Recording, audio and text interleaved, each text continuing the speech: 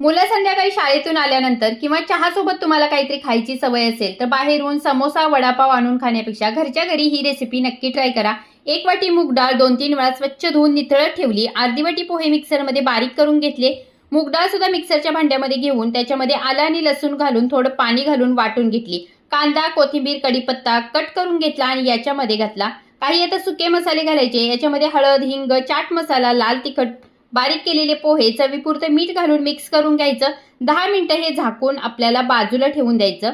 10 मिनिटांनंतर पुन्हा याला मिक्स करायचं आणि हातावरती याचे छोटे छोटे वडे बनवून घ्यायचे आणि गरमागरम तेलामध्ये हे वडे तळून घ्यायचे। मस्त सोनेरी कलर येईपर्यंत हे वडे तळायचे।